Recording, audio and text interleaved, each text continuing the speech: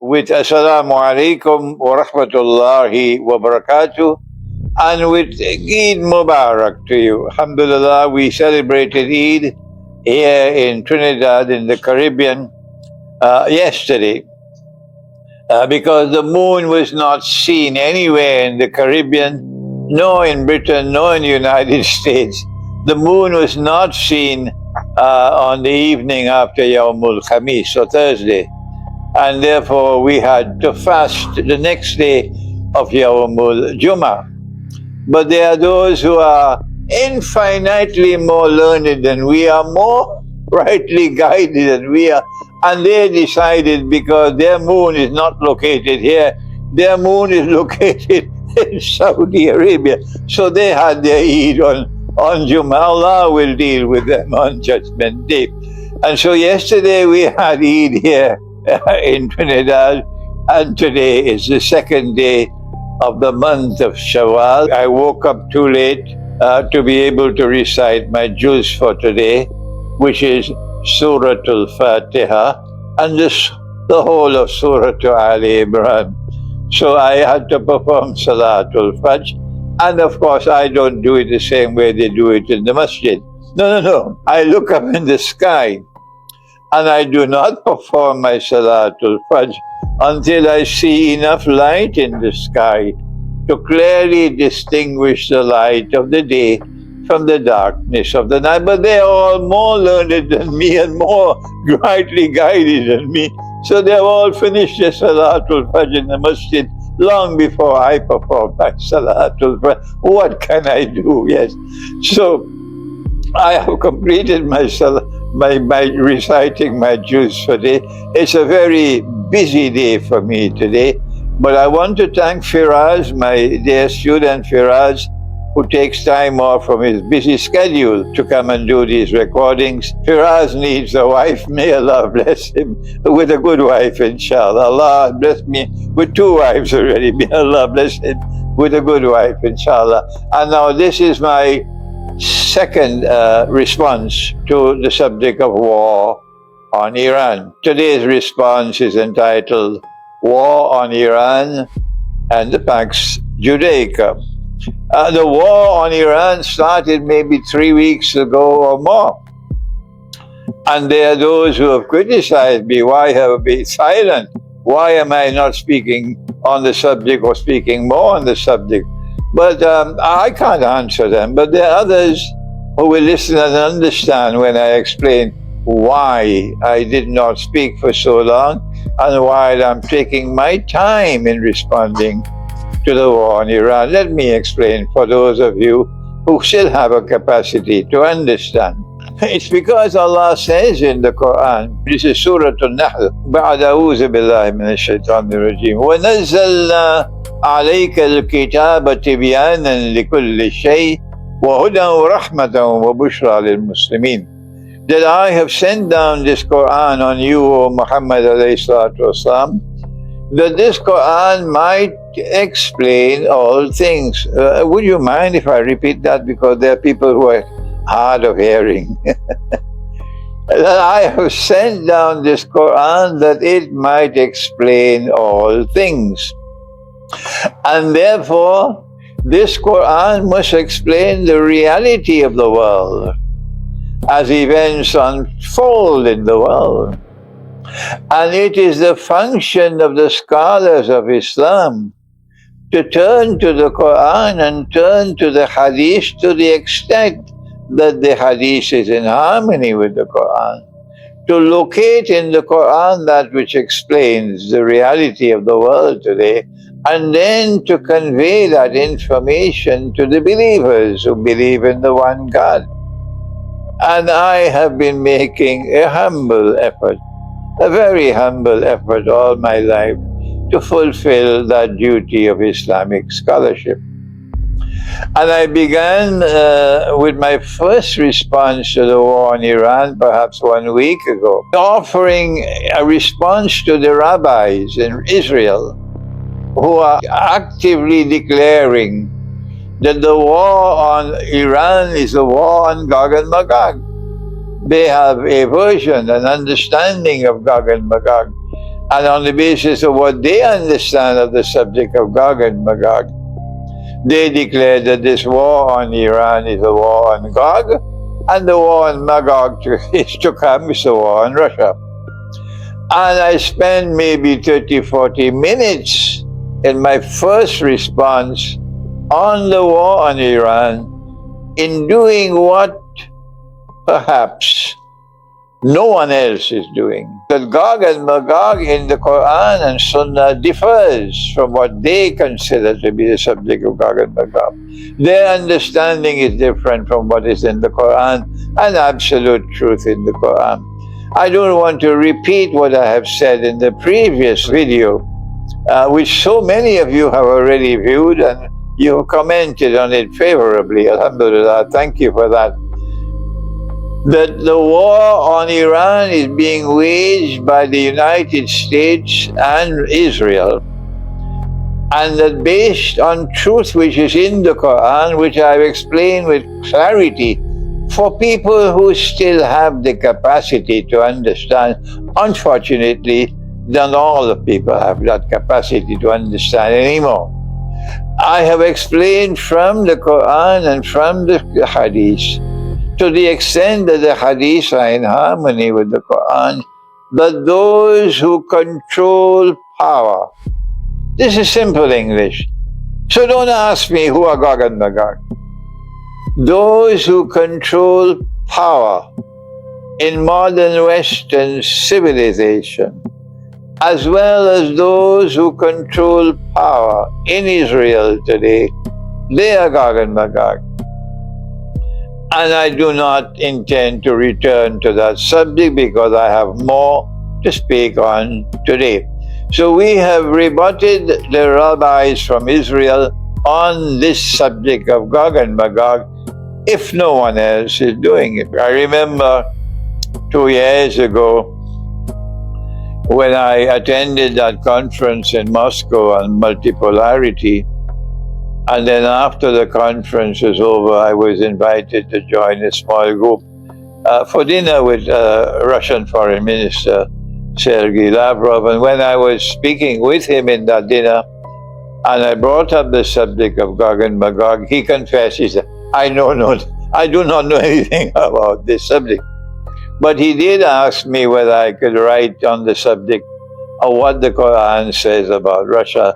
And then I went on to write by Allah's kindness and grace, a groundbreaking book. Nobody ever wrote on it before me. The Quran and Russia's Destiny. Here it is. I have only one copy here in the Caribbean. Only one copy. The Quran and Russia's Destiny. And the good news is that I got my passport and I'm applying for my visas, and I hope to be able to travel to Moscow on May the 1st. If you are listening to me anywhere in the world, please receive this new information that I hope to travel now to Moscow on the 1st of May as scheduled, and that we'll have the launch of this book in Moscow on the 5th of May, inshallah.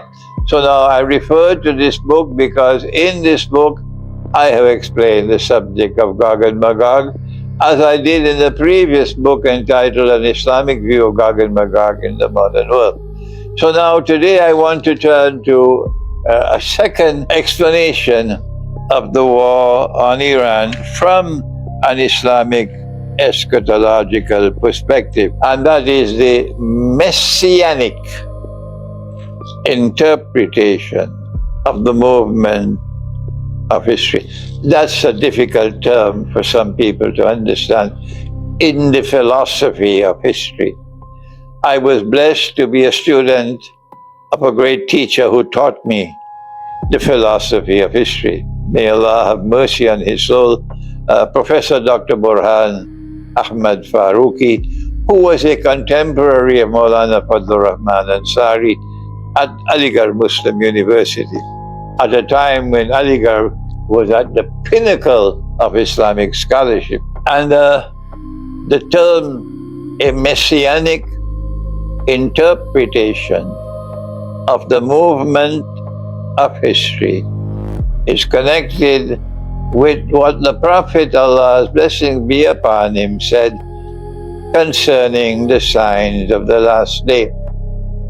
That one of the signs of the last day is someone known as al-Masih Dajjal. Dajjal, who will claim to be the Messiah. The Quran declares that the Messiah is Nabi Isa alayhi salam, Jesus, the son of the Virgin Maryam alayhi salam. And he is the true Messiah. And this is an impostor who seeks to impersonate the true Messiah. So he's known as Dajjal, the false Messiah. And if he is to impersonate the true Messiah and declare from Jerusalem, I am the Messiah, then these are the things that he will have to do. And they seem to be impossible. Number one, the Holy Land is now under Muslim rule. The Ottoman Empire has taken over from the Arabs. But Dajjal will have to liberate the Holy Land for the Jews. Number two, not only will he have to do that, but Allah had destroyed Jerusalem. He says that in Surah Al-Anbiya. And Allah had expelled the Jews from the Holy Land. He says that in Surah Al-Anbiya. And Allah had placed a ban on them from ever returning to Jerusalem to reclaim it as their own. He says that in Surah Al-Anbiya. And Dajjal will have to bring them back. Bring the Jews back to Jerusalem to reclaim it as their own. And Allah says in Surah Al-Anbiya, yes, that they will never return to Jerusalem to reclaim it on their own, as their own, until Gog and Magog are released, number one. And number two, they spread out in all directions, and hence with their indestructible power, they will take control of power in the world. And now, for those of you who still have the capacity to think, for you I am talking, not for the rest. This is an event which will occur only once in history.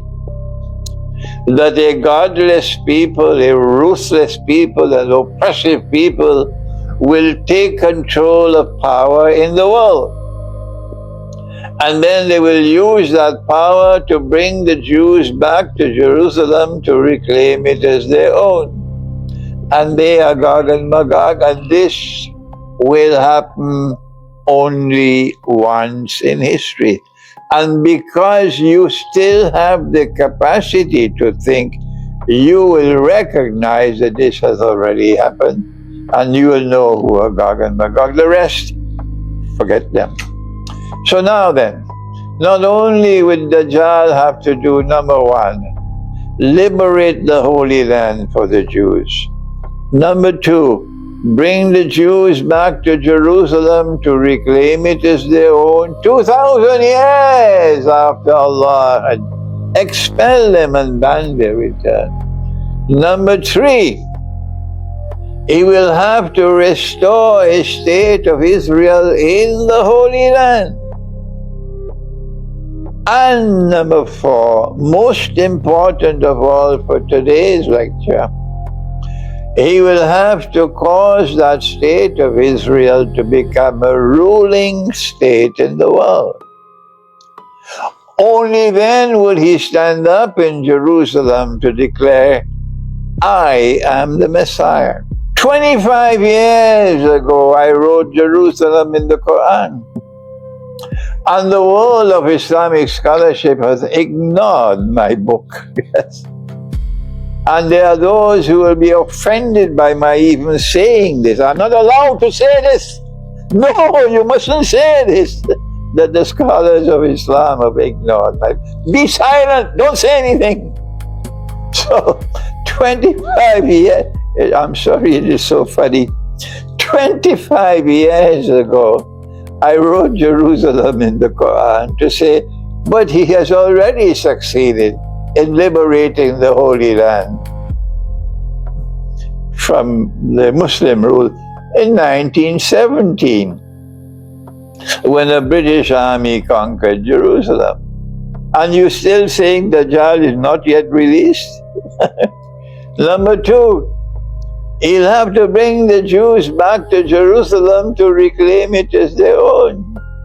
And have said to you, but he's already done that between 1917 and 1948. The Jews were brought back to Jerusalem to reclaim it as their own. And number three, I said that he have to restore a state as Israel in the Holy Land. But he's already done that in 1948. So where is Dajjal? How many times do I have to explain? Thank Allah that my students have sharpness of understanding. The Dajjal comes first as a shadow. Our Prophet said that when Dajjal is released into the world, he will live for 40 days. One day would be like a year, and therefore in one day which is like a year, he would not be in our dimension of space and time. But that is too difficult, for the dum-dums. And then there'll be a day which will be like a month. So in a day which is like a month, he's already released into the world, but he's not in our world of space and time as yet. And then he'll have a day which is like a week. And at that time, he's already released into the world, but he's not in our world of space and time. So if he's not in our world of space and time, how is he in our world at that time? In what capacity? So Dajjal's footprints are in three parts from this hadith of Tamim al-Dari. I turned to Surah al-Mursalat as perhaps no one ever did before me. That does not mean that I'm wrong. Then Allah speaks in Surah al-Mursalat, Ba'ada'uzu billahi minash shaitanir rajim, and He said, Intaliku ila zillin zi salasi shu'ab. This is ayah mutashabiha, and I have offered an interpretation, and there is no need for boxing gloves over interpretation. Only Allah can confirm that an interpretation is correct. So when we interpret the Quran, we have the right to do so. But we must say Allah knows best. And if we are right in our understanding and explanation, it becomes the truth. And the truth will the truth will survive. The dogs can keep on barking, but the caravan will move on. If you interpret the Quran correctly, it becomes truth and it will survive. And if you interpret it and you are not correct, we pray Allah to still bless you for the effort that you made to try to interpret the Quran sincerely, not to create fitna, not to create a new sect, not to divide the Muslims, not to pick up boxing gloves. No. We are trying to interpret the Quran with a sincere effort, knowing that only Allah can confirm an interpretation is correct. And if we are wrong, tomorrow it'll go down the river of no return and be forgotten. I have interpreted the Quran wrongly in the past, and my critics are so happy. You look at him, he made a mistake. Well, I am also happy when I make a mistake. I'm also happy because I'm only human, and I can correct myself. But when I make a mistake, I want to correct myself before you can correct me. So now then, the footprints of Dajjal from the hadith of Tamim al-Dari is three parts. And this verse of the Quran speaks of a shadow comprised of three parts. And so I have identified the shadow, and Allah knows best, as Dajjal. It is only after the Great War, prophesied by Nabi Muhammad alayhi salatu wasalam, the Malhama. And then after the Great War, after means A-F-T-E-R, after the Great War, which means that the Great War must first take place and then this will take place. That's the meaning of after. After the Great War, then a Muslim army will conquer Constantinople. And I have offered the view that the reason why a Muslim army will conquer Constantinople is so we can correct that monstrous wrong committed in the past. That we will return Hagia Sophia to those to whom it rightfully belongs, apologize to them for this monstrous wickedness which was done, the shameful thing to take a Christian cathedral and convert it shamefully so, disgracefully so, into a masjid. So we will return Hagia Sophia to those to whom it rightfully belongs. And only then, said our Prophet, Allah's blessing be upon him, only then will the shadow disappear and Dajjal will appear in person. And he will be a Jew. He will be a young man. He will be powerfully built, and he'll have the, what is this called, the sideburns that the Jews are, that the Israelite people are ordered to keep in the Torah. There are those of you, mashallah, mashallah, mashallah, who are quick of understanding. Allah has put light in your hearts so you can understand the subject of Dajjal. But the others, Allah is very angry, and He uses angry language. When I'm angry, they are angry with me. Why are you so angry? But when Allah is angry, they're silent. Summun, bukmun, umyun fahum la yarji'un, says Allah. This is harsh language. This is angry language. Deaf, dumb, blind, says Allah. They'll never return to the truth. And so now then, Dajjal has to now cause Israel to become the ruling state in the world. And only then will he stand up in Jerusalem and declare, I am the Messiah. When he does so, sorry, I'm laughing. Excuse me. When he does so, my students, I may not be in the world, my students and many others who have eyes and who can see would say, this is Dajjal. They will have no doubt at all. This is Dajjal, of which our Prophet is one. This is the false Messiah. And the Jews will say, no, this is the true Messiah.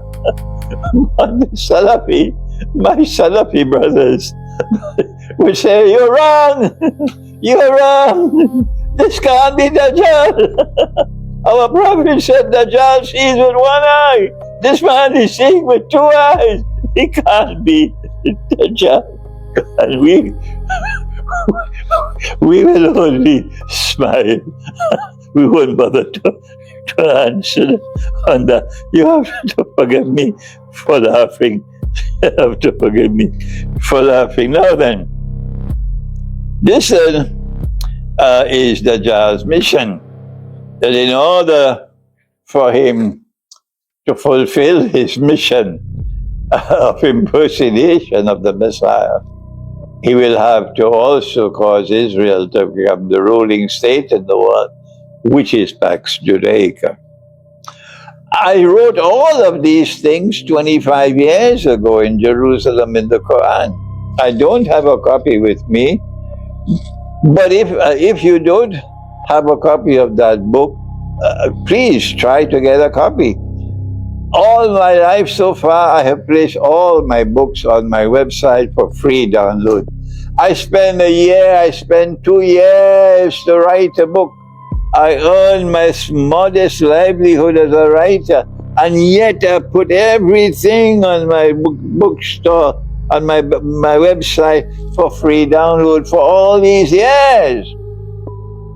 Now, because the nose is tightening and the income is falling, and I still have so much obligations in my old age, I have now decided that we will no longer allow our books to remain for free download, but you can get a copy, a soft copy, with a small fee, maybe £1 or so.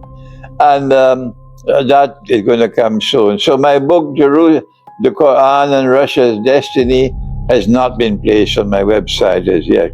My new book, which is a big book, Dajjal's Footprints in Time, will not be put on my website for free download. The book which I've just started on the Quran, the crucifixion and the return of Jesus, Nabi Isa alayhi salam, will not be put on the website for free download. The book on the Quran and Pakistan's destiny, which is not going to be an easy book to write, will not be put on my website for free download anymore.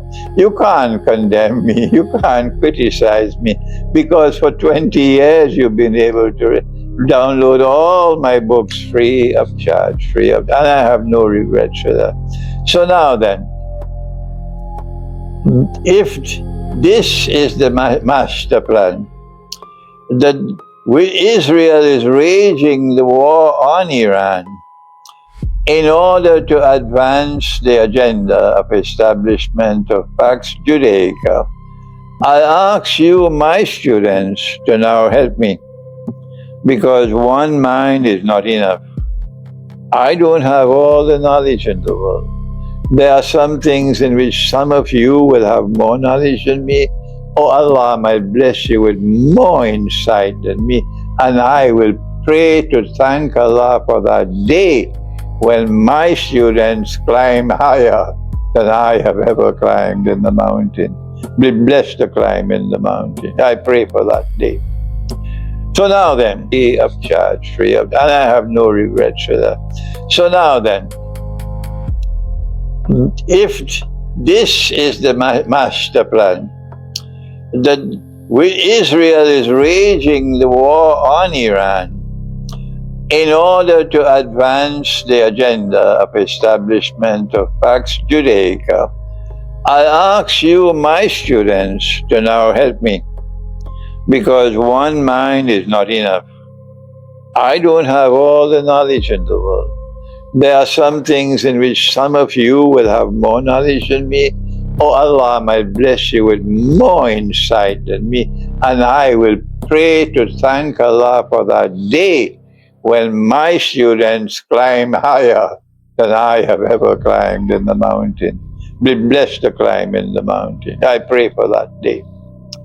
So now then, in order for Pax Judaica, I'm speaking slowly now, this is the new lecture. In order for Pax Judaica to be established, as was established before it, Pax Americana and Pax Britannica, you have to eliminate all possible rivals and threats. And Britain did that ruthlessly.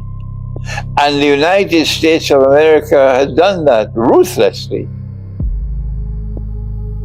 And so in order for Israel to establish Pax Judaica, Israel has to remove, at least from its region in which it's located, all possible rivals and all threats.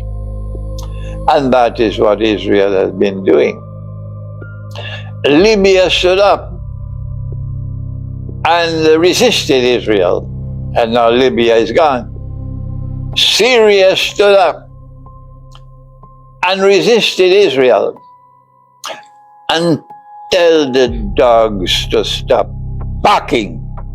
If you have a different view from mine, go ahead and publish your view. Don't come after me. Libya stood up and resisted, and Libya is gone. Syria stood up and resisted, and Syria is gone. Yemen stood up and resisted, and Yemen is being destroyed. Lebanon, the south of Lebanon, stood up and resisted, and the south of Lebanon is now in fire and flames. And Iran, most of all, stood up and resisted with exceptional courage and integrity. And so Iran has to be eliminated as a rival and as a threat. And that is the reason for the war on Iran. It is not just the elimination of a nuclear threat. That's only part of the story. The other part of the story is at the end of this war, Iran must not remain a rival and a threat. Will they succeed? Will Israel succeed? I want to answer to you and to say to you honestly and truthfully as a scholar of the Quran, I do not see any reason why Israel should not succeed. If you see it, kindly publish your views. I have not seen Iran being faithful to the Quran in respect of money and riba. I have not seen Iran being faithful to the Quran and Sunnah in respect of understanding the reality of the modern age, that modern Western civilization is the creation of Dajjal. Is there any Ayatollah in Iran who's ever said this? That those who control power in the modern West and in Israel are Gog and Magog. Is there any Ayatollah in Iran who's ever said this? That Pax Britannica and Pax Americana are meant to pave the way for Pax Judaica, and these are the three parts of the shadow of Suratul Mursalat, and these are the three parts of the Hadith of Tamim al-Dari. Is there any Ayatollah in Iran who has said this? I have not seen anything of Islamic eschatology in Iran to convince me that they have been faithful to the Quran and Sunnah with insight to understand the reality of the world today. And I can keep on preaching to Iran for another 25 years, it will make no difference. So then where can I find evidence that Israel will not succeed in what Israel wants to do with Iran? But it is not just that Israel is seeking to eliminate Iran's rivalry and to remove the threat from Iran. Israel has a bigger agenda than that. And this is where I need help from my students. And mashallah, Allah has blessed me. And they're not just only male, they're also women. They are brilliant Muslim women, mashallah. I don't want to mention names, but they are brilliant. And they are in contact with me. And they are analyzing the subject better than any Maulana and Ayatollah. These are sisters, eh? And so now, I want to conclude this part of the subject by giving you an appetizer for you to think about, to taste. I am certainly not going to explore and exhaust the subject. I believe that Israel is seeking a bigger agenda in its war on Iran, supported by the United States, than simply the elimination of Iran as a rival and a threat. Rather, Israel is seeking to transform the world, to make the world easier for Israel to become a ruling state. And part of that is the world economy concerned with oil. Part of that is the world economy dependent on gas. Part of that is the world of agriculture dependent on fertilizers. Part of that is the world of transportation dependent on oil tankers passing through the Gulf, the Arab Gulf and the Strait of Hormuz, the Red Sea and so on.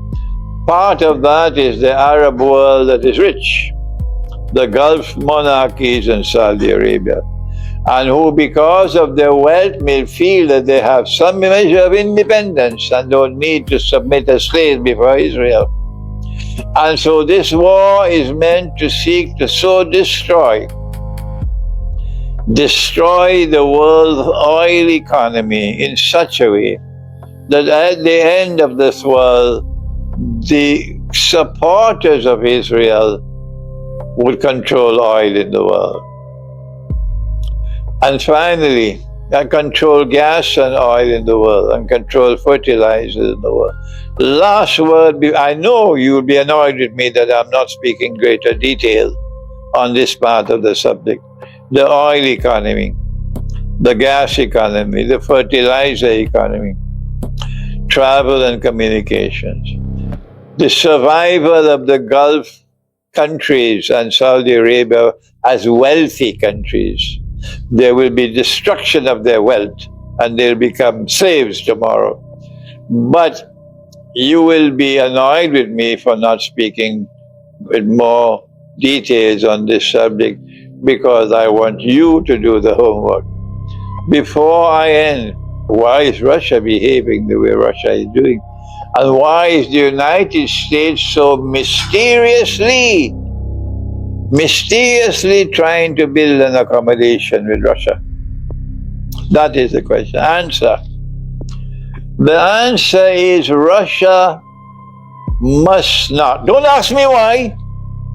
Don't ask me why. Because I'm not going to answer you. In the same way that I've never explained this subject before about Russia and Israel. I refuse to do it. So too, I'm not going to answer this question. I want you to think, I want you to think, I want you to think. In order that Russia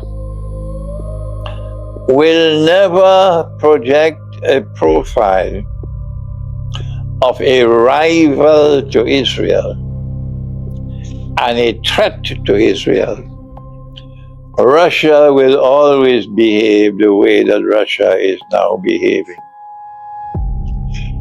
The reason for this is because Russia is not supposed to do that until the true Messiah returns. This is part of the divine wisdom. So don't blame Russia. Don't bad talk Russia. Russia is not destined to play that role before the true Messiah returns. And it is not Russia who will liberate Jerusalem and defeat Israel. It is a Muslim army which will be an unstoppable army which will leave Khorasan, and no one will be able to stop that army until it reaches Jerusalem. I am not going to speak more on this subject. You already know the subject. I've written on this subject in my book, The Messiah, the Qur'an and Akhir al-Zaman. Read that book, please, The Messiah, the Qur'an and Akhir al-Zaman. All of my books will soon be on my website for download for a small sum of money as e-books. And you can download the whole complete set for e-books, small amount, so I can get some livelihood. But you can also order the complete set in hard copies. And if you want them to be autographed, you'll have to wait until I am physically located in a city where there are stocks of my books, and then I can autograph them for you. And that's how I earn my livelihood. But if you invest in a complete set of my books and you can't afford to pay for the whole set, well, you can pay an easy installment. But you and your children will benefit. Now then, Russia, until the Messiah returns, I am confidently anticipating, as a scholar of Islamic Eschatology, that Russia will never adopt a profile that will be a threat to Israel. Russia will never threaten Israel. Not because Russia likes Israel, not because Russia is betraying the Muslims, and the Arabs. No, but because this is the divine plan. And so Trump is reaching out to Russia, that with Russia's help, he might be able to put a cap on the price of oil as oil begins to escalate. The price of oil begins to escalate in the world as the Straits of Hormuz are blocked and the oil installations in Qatar are destroyed, in Bahrain are destroyed, in United Arab Emirates are destroyed, and in Saudi Arabia they're all destroyed.